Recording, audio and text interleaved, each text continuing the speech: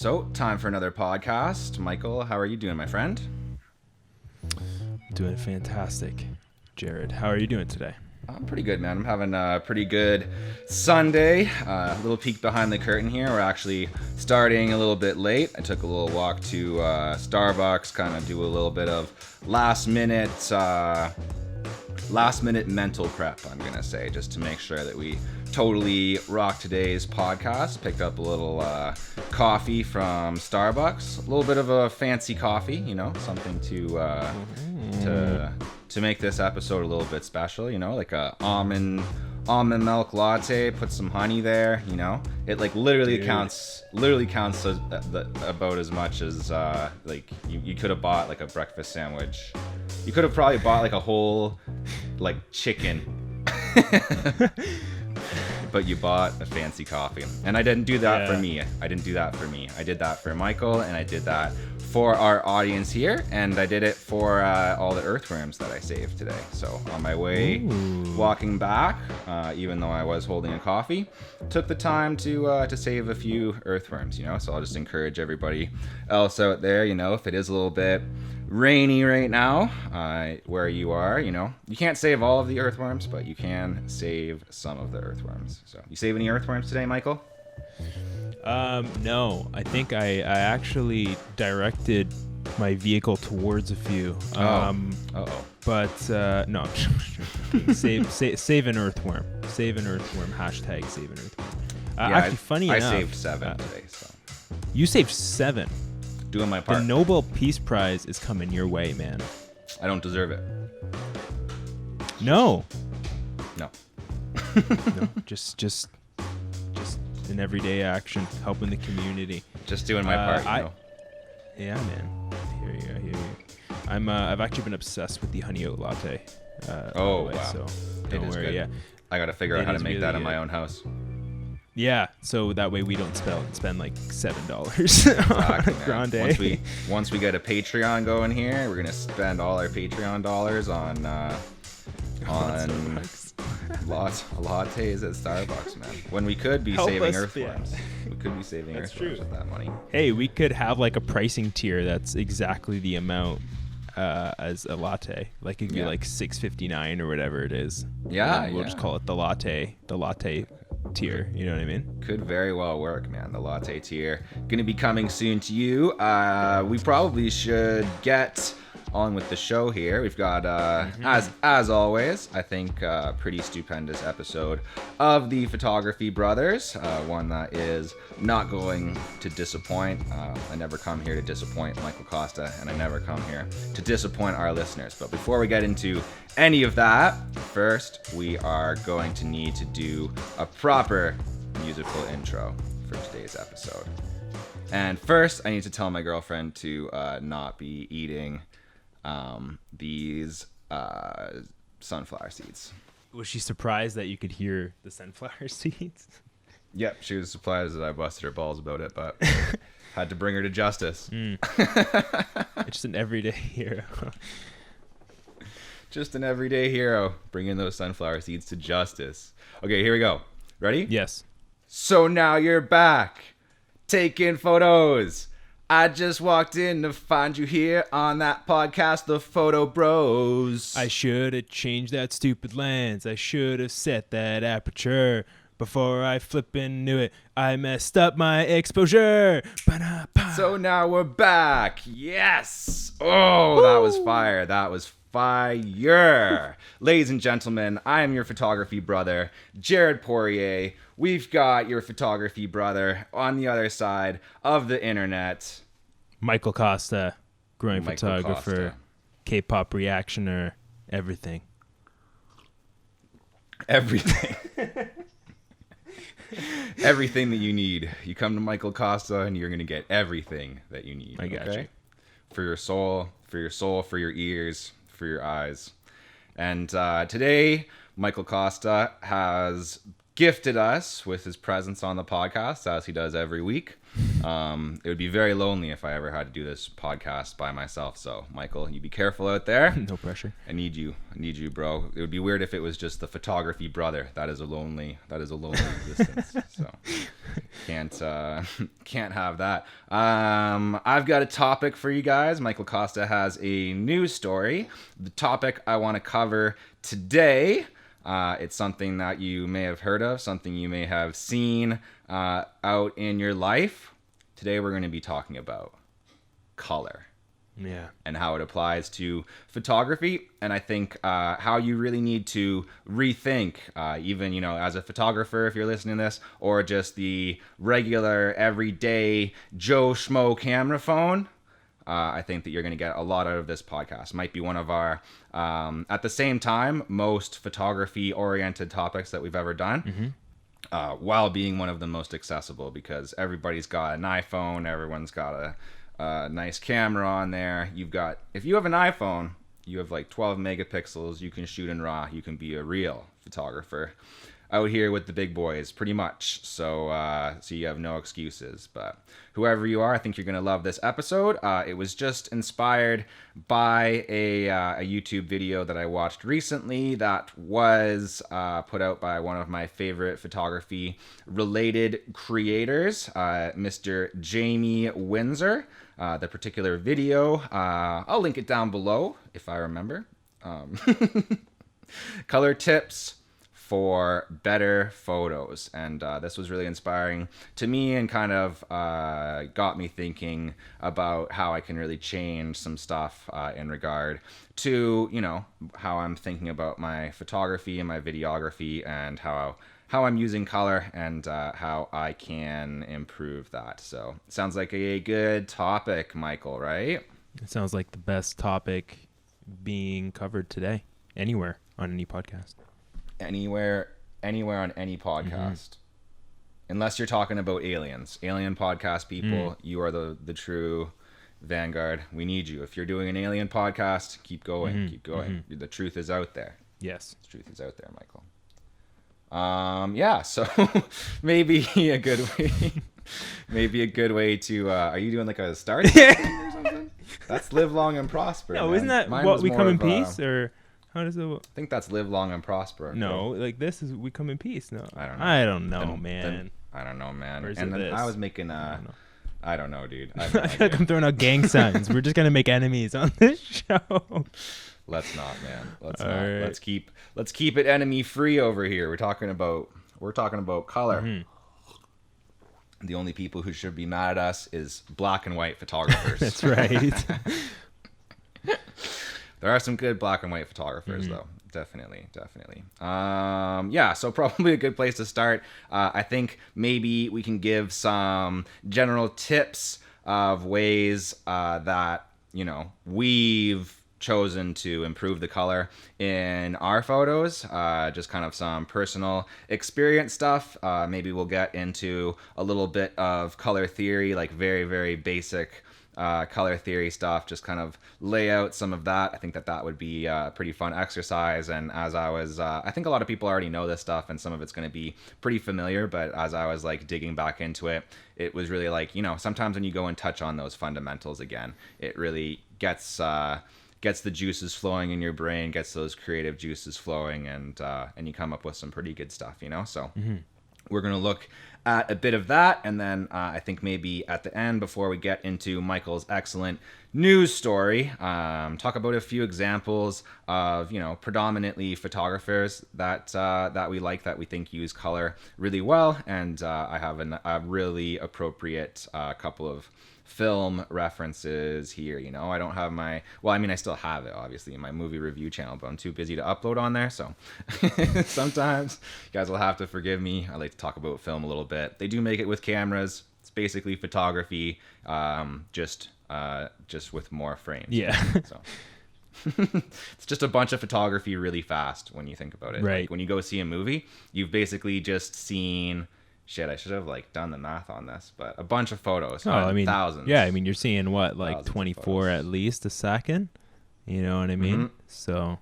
Okay, fine. I'll do the math. 24 a second, right? So times 60, that gives you 1 minutes. Frames of minute is 1440, and then how many minutes are in a movie? Yeah, I'd say like on average 90 minutes. Let's say 120. Yeah, 90 minutes. We'll go in the middle, 110. Okay. All right, so it's like 150K photos when you watch a movie. There you go. There you go. Live math on the Photography Brothers. Always a strong that subject. That was exhilarating. Exhilarating. So Michael, what are some tips for the people here? Let's get into it. Some things that you've done to control the color in your photos, or get more colorful photos or more meaningful photos. Wow. Okay, I'll answer all of those questions. Go. I drank a lot of coffee today. Nice. I haven't had any, but I'll try my best. Oh damn, buddy. Yeah, man, I'm trying my best here, but yeah, I think one that is very important. And you'll notice this as you edit your photos, is there's a slider for tone. We're talking that bluish versus that orangish. So basically cool versus warm. Now, both of those things are going to do different things for you. So we're going to talk a little bit more, I think, later on about color association. But, in a very basic level, blue is typically more so associated with the cinematic, a cinematic look. So, potentially if you're shooting action sports or, something that is a bit more focused around making the subject or the location look very interesting and cool, you might highlight it in a blue. And more of a bluish tone. If you're trying to make it seem a bit more warm and homey, you might lean that more towards the orange. Also, like if you're doing a cottage scene or something like exactly, that, right? Yeah, or if it's a sunrise or a sunset, you might increase it a little bit just to really emphasize and have it feel the way it did when you took that photo. So that's just a little tip around, why you would go left or why you would go right in respects to cool and warm tones. Nice. Yeah, well, we're on the topic of that. Like, that is definitely true that in post you have control. Like, once you've taken your photo, let's say, throw it into Lightroom, Photoshop, whatever it is you want to use. And yeah, you'll be able to make it more feel a little bit warmer, a little bit more cooler. Don't forget, though, you can just do that on set with your camera as well, right? Like taking control. There's a lot to be said about post-processing and what you can do in post, but sometimes, even check some things off your list before you even open up that Lightroom. You're going to want these photos to be more blue, and you just go to that lower Kelvin number there, 4,000, 3,000, 2,000 Kelvin, whatever it is, and you get something that's like a nice blue photo. And sometimes, you can always say, well, why would I even bother messing around with that, right? Like, I'm on set, I'm already worried about enough things. Do I really want to add this extra stress? But sometimes it does change how you shoot the photo, right? Like if you go a little bit more orange, you're going to be just finding maybe some more warmer spots and more cozier looks. And if you're trying to make something that's maybe a bit more isolating or a bit just a cooler type of look, then you can go with more of that blue type of look. So yeah, you can take control of that on set while you're shooting or in post, but there's a lot more things that you can control in post, right? Especially if you're shooting in RAW, right? Yeah, you can completely change the whole look of the photo, right? 100%. Yeah, I mean that you kind of see that in photo and in video. Great point on adjusting in camera as well. I mean, it's something you hear a lot, from some of the people we all look up to, right? They say the closer you can get the image in camera, the better. I've had experience in the past where, shooting inside of a location, maybe they have very warm light. It's kind of hard to pull out some of those other colors sometimes. So if you're not shooting on a flat log or in RAW, it can be really difficult to get the colors where you want them and the image to look the way you want it to, for sure. Yeah, really good point from Michael as well. I don't want to like let that one pass by. When you are shooting video, obviously you can't shoot in RAW, so you're not going to have that same flexibility as you will with a photo. But just going in and setting it to like a neutral color palette, neutral sharpness, all of that should be pretty easy. Whatever camera brand you choose to use. I mean, it'll be a little bit easier if you're using a Canon, but you know, Sony, you'll be there. You'll probably want to get the manual out. You might want to call customer service, you know, just get on hold there for a while just to be safe. But you'll eventually figure it out, and maybe your model will still be there. No, I'm just joking. Yeah, I mean, if you're one of 3 people that still shoots on a Canon, you know, there certainly are ways to do it. Certainly, you know, if you are on the more popular platform and you're shooting on an A7 of some sorts, you know, I can actually, you know, again, this is more of a film thing, but I think we're going to transition back into photography. Is, you know, I have a great log profile that I found yesterday, actually, and we can link that down below. It's free. And it's really good. Wow, cool. So we'll link that down below. I'm forgetting the name of the creator that has it, but we'll have that, I'm sure, listed along with the link to the preset. So yeah, definitely. So that's great. Yeah. Should I give another tip? I'm still kind of here in this spot of, you know, talking about, I think right now we're on the topic of like control, right? What are some things that you can control while you're shooting? So if the tip is related to that, then I'm all for it. Yeah. Yeah, I mean, I guess one thing you can do is in respects to color and physical location, you know, in camera. Yes. I think if you want to actually even get away from the camera, you know, if you have lights like strobes, there are, you know, gels that you can buy, adjust the color of your lighting inside, you know, especially this is more so when you're shooting in studio. You know, there's some really interesting things that you can do. Got to shoot at a Sony experience that was set up a couple of years back, and the way that they used some of those film gels were really cool. Created some very, very interesting colored shadows, and you know, again, there's just different ways that you can utilize color and lights and different colored gels that can introduce, you know, color into your photo and different looks into your portfolio. Yeah. Even simpler than that though, like let's say you don't want to even spend that money, whatever it costs you on Amazon, $30-40 for gels, right? Just picking your location and matching a bit of wardrobe to that, right? Like I'm always kind of and this will tie in really well with our news story rather later on. But now that I've been shooting a lot, like I have been shooting probably too much. Probably now. That's why my hair looks a little bit crazy and I'm just kind of nuts. Been shooting a lot, but it opens up your mind to like situations around you, and kind of I'm in the back of my head, even just if I'm like walking around getting a coffee, doing whatever, I'm kind of in the back of my head thinking like logging, you know, here's a good spot. Oh, this is a yellow wall. If I had like someone in a blue dress or blue outfit here in front of this yellow wall, that would be sick. Oh, here's this, you know, green wall, you know, let me bring a bit of purple to that. Or here's a purple wall, we'll have some yellow, you know, whatever, things like that. Kind of working off of complementary colors and just planning your locations and planning your wardrobe. Think out like, okay, this is the location that we're going to be in. Green and red is a really easy one. There's lots of green. Throw some red umbrella, you know, and you've got a photo. So just thinking, planning ahead, like, you know, once you get there on set, you can improvise and come up with some good stuff. And if you have a good background and a good understanding of color and how it's going to be popping in your photos and what's going to give a certain look, then yeah, by all means improvise. But having some foresight, some planning in your location and wardrobe, I think is another one.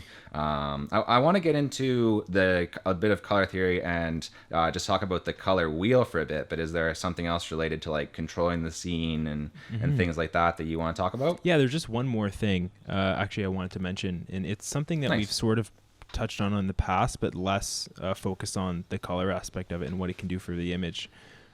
We've talked about creating, you know, multiple layers of focus, so having a foreground and background blur. But one thing I use use that for a lot is actually adding complementary color. So, I can send over a couple images that are great examples of that. But, I'll often, if there's an image that I'll send across so you guys can look at it and I'll just speak to it just based off memory. The model was wearing a yellow raincoat. And I found yellow leaves on the ground, and I literally, put that in front of the lens, shot through it, and it created a very interesting yellow match to her wardrobe, and created that obviously interesting foreground blur as well. But it's just, you can do the same thing with a complementary color. If you find something blue or whatever, just don't be afraid to kind of play around with the different perspectives as well, and add color that way. Yeah, yellow complements yellow pretty well. It does. Well, so. Yes. And me and Michael complement. He's got the green hat with the burgundy, complementary colors. I've got, kind of. They're not strictly, I guess, according to the color wheel. They're not like right across from each other, but they do work pretty well. Got the purple on myself right now. I don't have anything green or yellow around, but if I had that would be good. I think there's a yellow book on your top shelf. There's probably a bunch of yellow books. I got a lot of books. So it's one thing I have is books. Books and camera gear, Michael. I have a lot of those. All right, you want to? I actually really love that though, man. I love that example, and I think that illustrates exactly what we're talking about really well. So we'll make sure that we show that example during this little section here. Do you want to get into some color theory stuff? Talk about color wheel, how colors make you feel? Oh my goodness, yes. Let's do it. Okay, let's do it. If you put it that way. If I rhyme it, then you're basically forced That's to. all I need. Pretty sure that's PHOTOBROS code. So, this is the color wheel right here. Ooh. Stunning. So pretty. So many colors. Stunning. You've seen it before, right? You've probably seen the color wheel, but maybe you never thought that much about the implications of the color wheel. So the obvious thing is we're talking about complementary colors here, how to achieve that in your photos. Having a color wheel handy is a really good way to do this. This doesn't just apply to photography. This doesn't apply to photography, obviously, only obviously. Anyways, it applies to other stuff. Like just painting, art in general, right? Film, painting, anything when you're using colors at all. Using complementary colors, so things that are across from each other on the color wheel. One that you've probably seen in a bazillion films, probably the most popular film grading film color grading of all time is, Michael? I'm going to say darkish blue on orange? Yeah, like an orange and teal type of look. Yeah, it's definitely the one that I see all the time. Probably the movie that it was done best in is Mad Max Fury Road. I think that they do a really nice job of it. Kind of, a lot of people have attempted this look, but I think that like in this case, they really did an amazing job of it. And it's been kind of aped a lot since then. There was a photographer that you had brought up to me earlier as we were chatting, Gruet, Florian, is that his name? Mm-hmm. Yeah, he's another person who does a really good job of this, right? That's right. Yeah, definitely.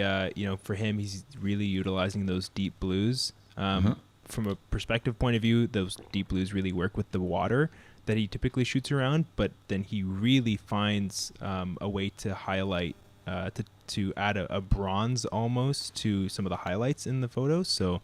Yeah, definitely another individual who utilizes a similar tactic. Yeah, with the orange and teal thing, I think it looks good when you go like very saturated with it, right? Like I do like that look, kind of the brighter orange, and the kind of brighter teal. I think that can be really good. But as you were saying, when you go with that kind of like bronze look as well, like that creates sort of a different mood, but I do really like it as well, right? Like when you make it a little bit more desaturated, which Gruet Florian tends to do, right? That's right. I think it's like I can't even gonna try it. Never mind. I tried Michael, it a few times please before the show, and I'm like, enlighten I'm ready. me, Michael. Enlighten me. Other colors, complementary colors that tend to work really well together in photos. You've definitely seen them used together before. I call these ones the holiday colors, right? So green and red work really well together. Very reminiscent of Christmas. In fact, it's kind of, like Michael pointing to himself, his look. It's hard to kind of not... Oh, I do have green because I have Yoda. I definitely have green. Hey. Right? So, the green and red thing definitely works, but it's hard to not make it look like Christmas. I think a lot of the time when you kind of try to combine red and green, there's some photographers who can do it, right? And I've seen some photos that do it really well. So don't shy away from it, but definitely put some thought into not making it a Christmas scene unless you're doing that, in which case, good for you, right? Yeah. Like we've talked about before, my immense experience in the Christmas photography industry and such adjacent endeavors. So, and then another one, obviously, I have in my notes here. I meant to write purple and yellow, which would be like, obviously like an Easter theme. I actually wrote purple and hello. So, hello to purple and yellow because it is a great color combination. It might make you think of Easter, but not as much as green and red make you think of Christmas, at least for me. What do you think, Michael? Yeah, man. I think purple and yellow kind of makes me think of what are those? The Cadbury. Okay, it gives you a Cadbury vibe. Yeah, that's interesting. Mm-hmm. And how does that make you feel? It's interesting how does it make me feel? Yeah. Are you like afraid of rabbits? I love that. I'm afraid of rabbits? No, man. They're cute, from like a distance or whatever. But, I love, like, in all seriousness, I love purple and yellow. Oh, okay. There's actually an NFL football team by the name of the Vikings. Ah, yeah, that's true. They use that. I mean, purple's the primary, yellow's kind of the accent, but it is gorgeous. That's cool, man. And lots of, I think it's a very strong color palette. The purple and yellow. There's a lot of like strength to that. What's that chocolate bar that uses it? It's also a Viking chocolate bar. Why can't I remember this right now? Wunderbar. Oh, Wunderbar. Yeah. Those are pretty good. They get stuck in your teeth a bit, but I might go get a couple of those later. Just have like a coffee or something with it. Yeah, get the latte there. I'm working so hard shooting photos and videos all the time. I might as well treat myself to. That's right. To a Wunderbar. That's a good idea. Well, there's actually a quick tip in what we were just talking about for you guys. If you're interested in finding different colors that might work well with each other, look at sports teams because these folks that work over at Nikes and Adidas and all those places, they're pretty smart design folks on there. You might get some ideas as to what colors might actually work with others. And actually, just a quick side thing here, the color wheel is like a great guide, but its rules are always made to be broken, so you can always go against it, right? McDonald's is kind of an example of that. You have two colors that are pretty much on the same side of the wheel, true. Yellow and red, right? Was about to worry that you were colorblind or thought that McDonald's was A&W. Yeah, I know. McDonald's, like, you gotta love McDonald's, green and red. They're always just what I think of when I think of McDonald's fries. They do definitely play around and actually on Uber Eats they have it listed as the world famous fries. Man. I don't know if you've ever ordered. Wow.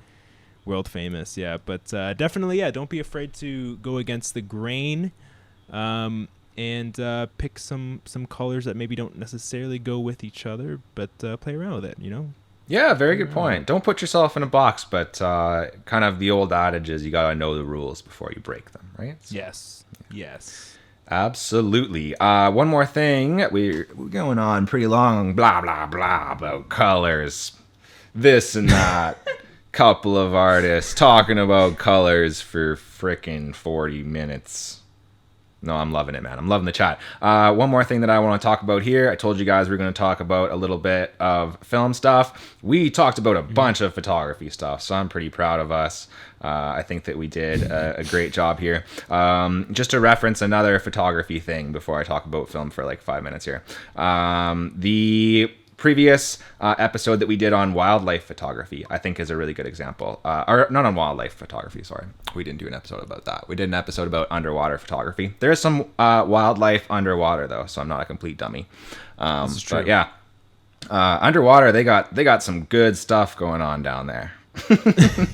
Yeah, they've really outdone themselves recently underwater, haven't they? Them jellyfish and sharks and stuff, they are good interior decorators because you got a lot of stuff going on down there. You always have the blue, right? So anything that goes well with blue. Yeah. You got blues and reds, a lot of those blue and teal things. You got some jellyfish, they're teal. You got some, they're teal. Man, I should sleep more. You got some jellyfish, they're orange, the water's teal, and it's a beautiful thing. Yeah. So check out our previous episode on underwater photography to see some more examples of good color theory, because I think that some of those underwater photos are a great example. Another great example, Michael, from the film world. Have you ever seen the film starring Michael Douglas, Traffic?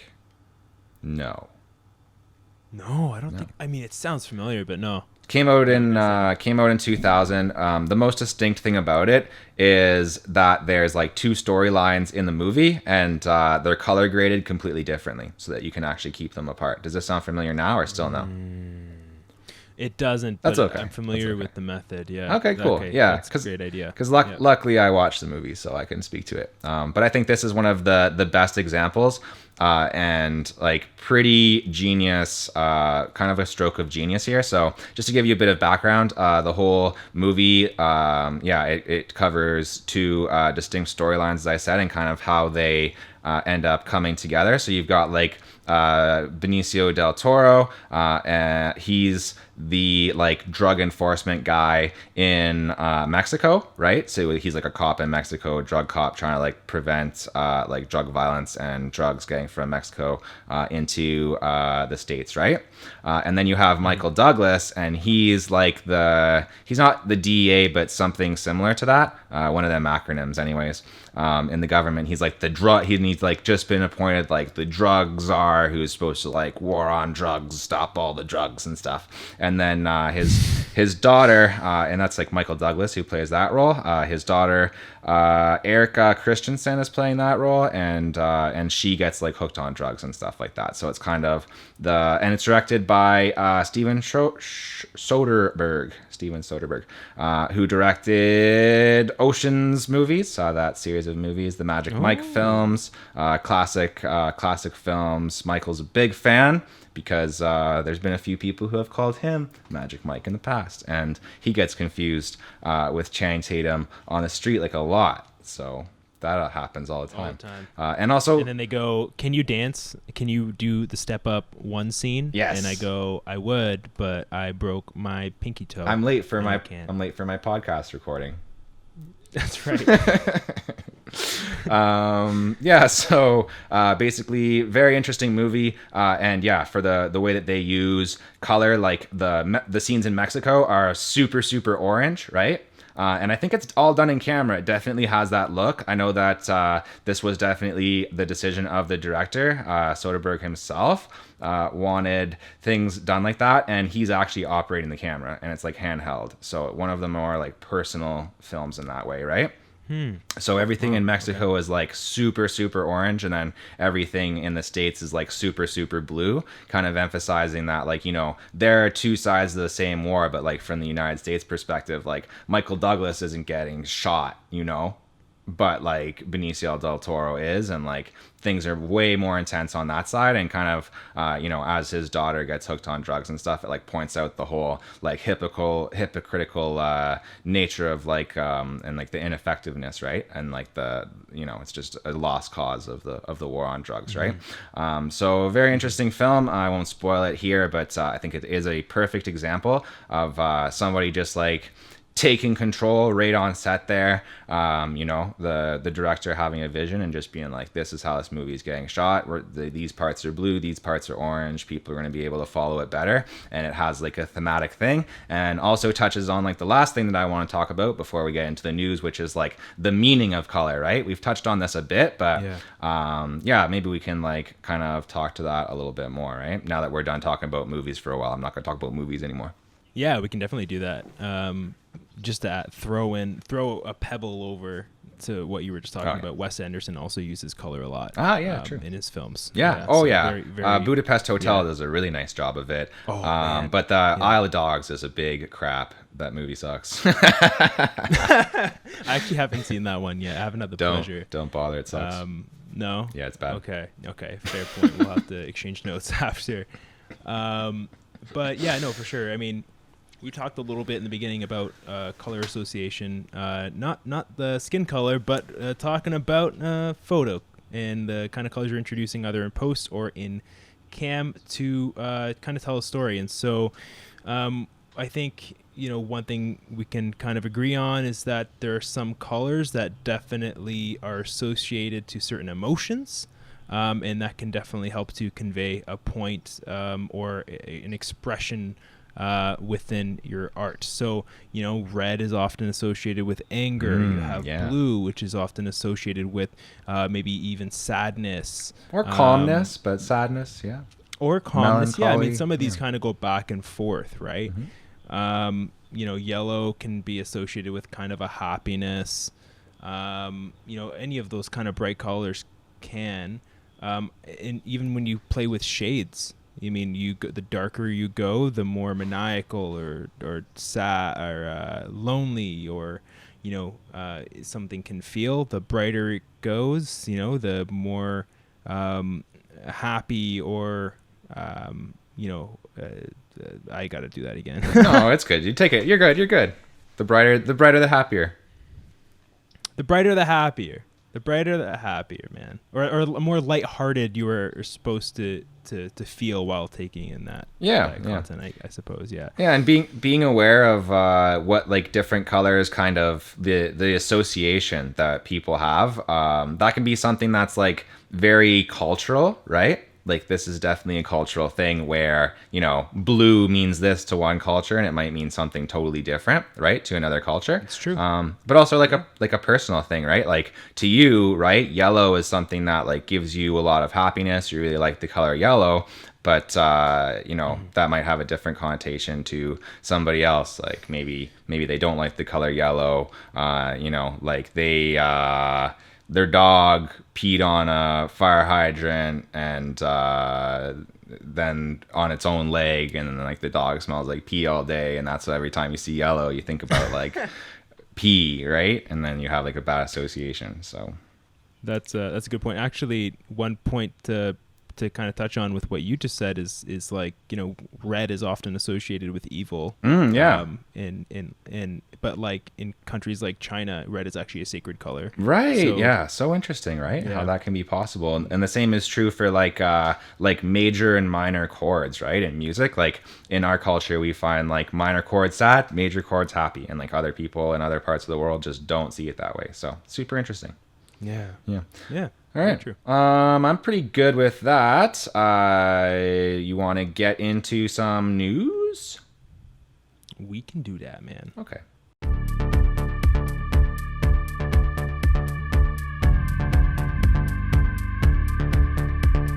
Okay, so we're back. We have a beautiful... We weren't gone long. We were gone for the few seconds that it took to do the news intro, but I missed you guys. During the news intro. You know, me and Michael were here together, but you were over there. The news intro was getting between us, right? I don't want that to happen. I put the news intro in here, you know, to add to the podcast, not to subtract. So just know that while that news intro was up, we were thinking about you, our photography brothers and sisters out there. And Michael Costa, he's always thinking about you guys. I know that. And he's always thinking of what's best for our audience here. And today, Michael Costa saw it fit to bring in this particular news story. But I think that you have personal news before we get into the news story, Michael, right? Oh, right. Yeah, I forgot to kind of mention that. So, Yeah. like I mentioned in the previous episode, because I'm sure you've all seen the previous episode. If you haven't, go watch it. It's a great one. We talked about it's a good one. We talked about the A7 III, and some of the errors that have been happening there with the shutters and all that stuff. And I was saying I wouldn't how say man, talked about. I wouldn't say talked about. I would say we covered. We dunked on. We. Well, that sounds aggressive. I don't know. But yeah, you know, we had commented on the fact that there may have been a small percentage of, you know, individuals who may or may not have encountered some issues with their shutters. Yeah. And so I was saying, you know, it's disappointing. You know, I was really thinking about going to the A7 III, really shooting a lot more video on the client side as well. So I really wanted to boost that up, and you know, was looking to make a decision quickly, and it was between a few different options. And yeah, I ended up. Should I actually do a drum going, roll? Hang on. Yeah, I'll drum roll it in. I'll drum roll it in. I can't hear the drum roll. Oh, it is. No, I can't really hear it. And it's done. Oh, the A7 III. The A7 III. Ultimately, it came. He's going for that supply and demand thing, right? Like if he can only take 10,000 photos with his camera, it means that those are like rarer and more valuable photos, right? Exactly. Yeah. In all seriousness, it was like looking at the other options. There are some, and of course, you know, I'm sure everyone here is part of our newsletter, which covers. There's a link on there that actually highlights some of the alternatives to the A7 III, if that's something you're worried about. There are some good options there. One that really kind of came close was the Panasonic Lumix S5. Incredible functionality. It's just the A7 III. There's just so much there.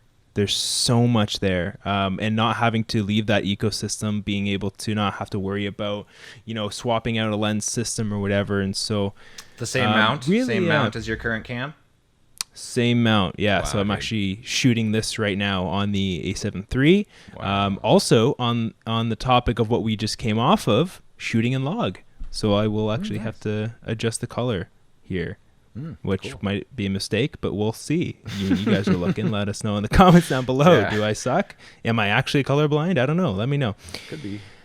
Yeah, could be. I generally support if you guys think that Michael sucks. Let him know down in the comments. Yeah, so I mean, Jared's a great co-host, always very supportive. Let's move on to the news story of the week. I don't even know why I'm being so mean to you today, bro. Jared, you and your green shirt. Okay, so how photography changed my life is an article that was released on Petapixel. Very recently. It is written by the photographer that this is covering. His name is Michael Goldrey. I believe that's how you pronounce it. Goldrei. First time I think we've spelt out a last name because we can't pronounce. But Michael Goldrey, I'm pretty sure is what it is. Really, really talented street photographer. And really to just kind of dive in a little bit into his story. First of all, have you heard about this story before me kind of highlighting it with you? I only read the news stories that you send me, so I'm very undereducated in a lot of areas, but no. Okay. All right, cool. So this guy, you know, Michael he's a London-based street photographer. You know, again, the source of this article is not Ontario. Yes, London. Yes, that's right. London is, we copied them. Let's not forget that. So yeah, I mean, this, you can find this over on Petapixel. I'll also have it linked down below. But I really like this story. It's one that really covers, discovery, vision, and commitment. So I really wanted to talk to it a little bit. So this guy, before 2011, really, he had taken some photos. He had some sort of interest towards it, but ultimately was more committed to illustration. He loved, the amount of flexibility he had to just make whatever he wanted visually on a piece of paper. But kind of came to a point where he was a bit demotivated by, actually, strangely enough, the amount of freedom you have. And that's just kind of how I read it along here. He kind of wanted to try something else and not necessarily stop doing illustration, but just, try something else. And again, like I mentioned, he had some sort of interest in photography, and so he decided to try and do more of that. He asked his good old buddy Ben, we know a lot of Bens, if he could borrow his Canon. Friend of the show, Michael Goldry's buddy Ben. He's going to be on episode 346. But, this guy, Ben, lent him a Canon 550D. For all of y'all, some of you guys probably started on the 550D. It's not called that. It's not called that here, though. It's called It's not called that here. No, it's T2i. That's right. And that is an interesting camera. T2i, T3i, I think is great low light. Where I started off. Great low light. Oh, great! The best low light camera on the market, actually. Strongly recommend pairing it with something that has an f4. F7 is good. F7, one, if you can find an F7, guys. Also add an ND filter on there and just go shoot at night. Preferably no lights. But he got to borrow this very powerful, high-performing camera. And he went and did this sort of like a photo walk course with another photographer by the name of David Gibson. This is actually the individual who was hosting this course. Very talented. Definitely check out his portfolio. One of the strongest street photography portfolios I've seen. Nice.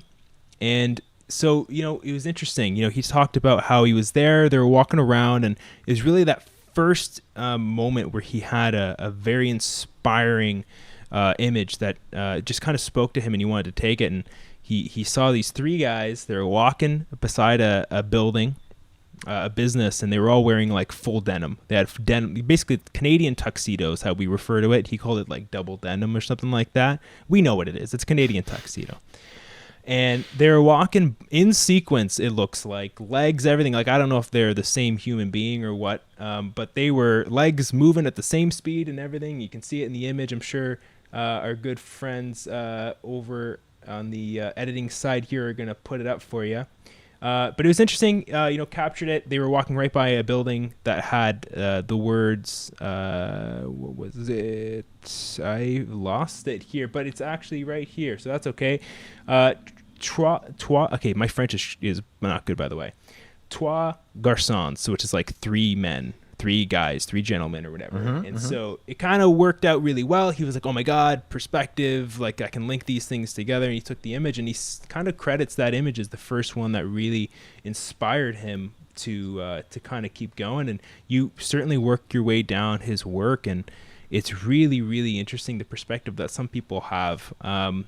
He's done some very interesting work. He had the opportunity to work with the Moorfields Eye Hospital. It's a local place there. He, really utilized that opportunity to highlight staff and patients, and kind of bring some attention to that. It was highlighted on BBC, and the guy really, like, the part to this story that really spoke to me is, of course, he's done some brilliant work. And definitely go ahead and read all the details in this article. It's very much so just like a highlight of his journey. But what I love about it is, he talks to the fact that he doesn't know if he would have had some of these incredible experiences that he's had, some that were maybe scary in the moment, some that were incredible and eye-opening. if he didn't pick up a camera and start taking photos. And I think there's something beautiful about street photography that kind of forces you into some of those situations. Yeah, I mean, I'll let you talk a little bit here, Jared. I mean, how does some of this stuff strike you, and you know, what is your experience like with street photography? Yeah, these are some cool photos. I'll actually put some of them up here so that you guys can get a sense of what we're talking about here. Some really interesting street photography. Some of my favorite, I do like Nest. I guess that's one of his earlier ones. Really good use of color there as well, like with the purples and stuff like that, as we were, tying it all together here on the Brothers.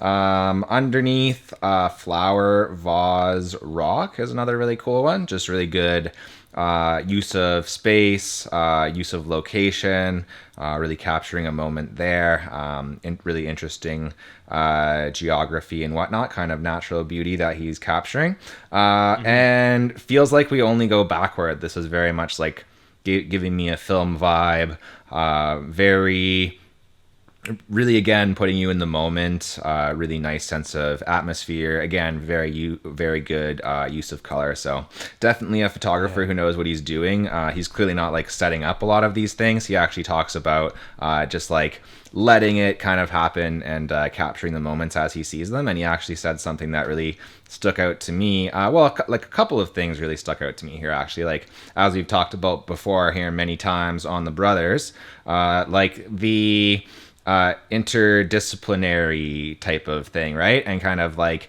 going into other fields of art and just like trying out different things, because he started out as an illustrator, someone who would rather have a pencil and a paper, right, and express themselves that way. And that was me as well, right? Like the first ever thing that I was into, like when I was growing up, and really got into like drawing and stuff like that. My art teacher, Mr. Pointer, shout out to Mr. Pointer, would always give me shit about that, actually, because he'd be like, you never finish anything, you just like do a pencil drawing and move on. And I'm like, this is finished, bro. And then he let me paint a big Superman on his wall. So yeah, again, Mr. Pointer was awesome. Probably one of my best teachers. I love the guy. So other than that, Mr. Pointer, and other than all of that type of stuff, some examples of the man's photography here. It just got me thinking a whole lot about like that approach, right? When you're going out and letting things pop up to you. And there's a quote here where he said, "It didn't take long until I was seeing these like once in a lifetime moments popping up all the time," right? So like you're going out, if your brain is awake and you're really thinking about it, you're like, boom, okay, there's something, there's a scene that's speaking to me. There's a message here, there's color here, there's something worth capturing and something worth talking about. And maybe like if you don't have your camera on you, then you're going to be regretting that, right? Like that. I watched a Peter McKinnon video recently where he was talking to that, and it's called Haunted by the Photos I Didn't Take. That made me laugh so much. I'm like, sometimes I do feel that way. So, make sure that as a photographer, you're capturing those photos, and you don't want to be haunted by the photos you didn't take, bro. You don't want to miss those moments, It's true, man. And I think that there's something to be said about some of the skill sets that street photography can provide and really help you with going forward in your career, whether or not you want to continue doing street photography. I think perspective is easily one of the most important things in photography. It ultimately leads to composition. And when you're doing street photography, looking back at some of these images here, again, I'll butcher the name again, but trois garçons, three gentlemen or whatever that translates to specifically, that's a very specific composition. That's a very specific shot that he had to get, and that's perspective. That's being really aware of your surroundings, right? That's kind of what we're touching on here, is being really aware. You look down at what is this image here called? Growing old gracefully, taken in Vienna, 2017. This is a great image. These are two pairs of females here, different.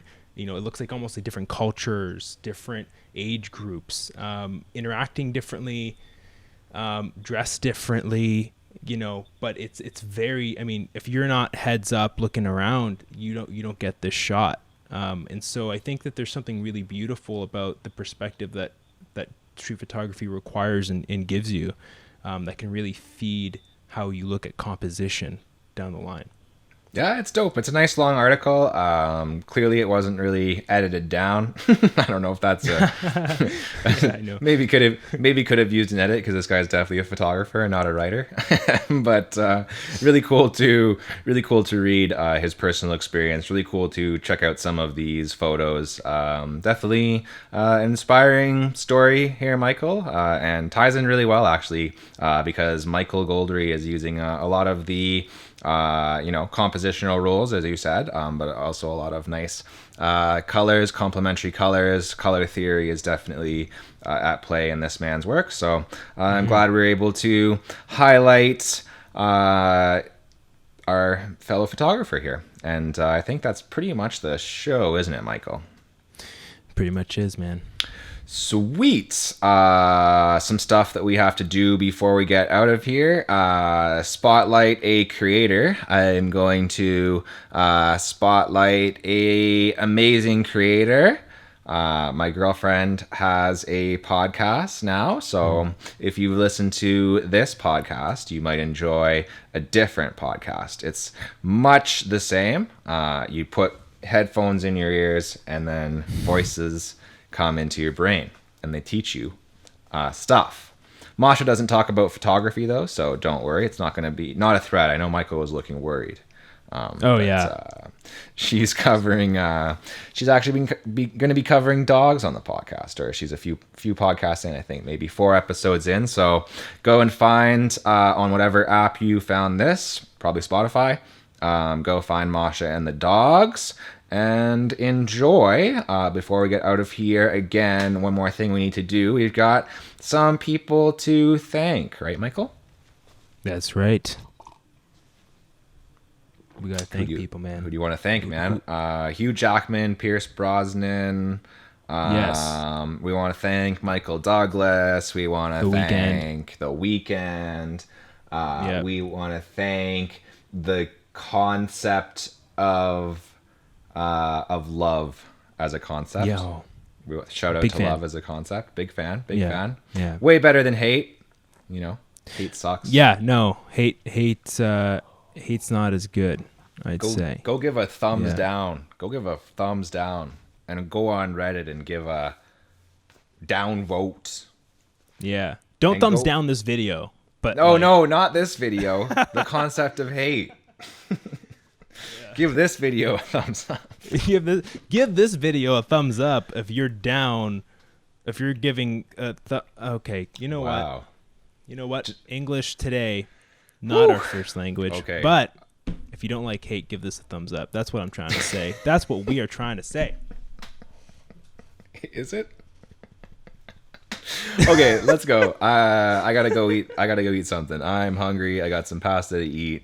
Of course, we need to thank Sydney. She probably won't be editing this episode. I will probably be editing this episode because Sydney has completed her tenure as an intern with Galaxy. So cheers to Sydney and all the hard work that you did. Probably not the last we'll see of Sydney. I'd be frankly very surprised if we don't hear the name Sydney come up again on this podcast. And you can also watch a YouTube video with Sydney in it. I probably should have prepped this before, but I'm going to find it because it's in my podcast series that I did on my YouTube channel. I believe, if I'm not mistaken, it's the 2nd episode in that series. Let's see. Nope, that's part 3. Wow, this is good podcasting. Don't worry, I got you, man. Hey guys, listen up. While Jared's pulling this up, we'd like to advertise our brand new show called The Tissue Box, where we review more super sad movies, and only sad movies, because happiness is a forbidden path. Okay. Anyways, Michael's feeling emo, but start your podcast part 2 on the Galaxy channel. I will link that down below for you guys, so you can check out in that video at the end. Sydney goes through a bit of a process of editing a podcast and some of the techniques that she's used to edit this very show. So thank you again to Sydney for editing the podcast for so long and doing such a wonderful job. Thank you to Michael for bringing an excellent news story, for being a true gent, for dressing today as a stud with some fairly complimentary colors. And thank you to me for being myself. And thank you to you, the viewers and the listeners, for everything that you've done. Make sure that you subscribe to the channel. Check out Michael Costa on Michael Costa Music. He's going to react to death metal and grindcore and black metal over there all month long. So look forward to Mayhem, right? Because it's like May, right? Right? Mayhem. Over on the Michael Costa channel. Nothing but blast beats and vocals about corpses. So it's gonna be sweet. None of that's true. None of that's true. He acts K-pop. And I think that's it. Thank you to the viewers. Thank you for listening, and we'll see you guys next week. See you guys.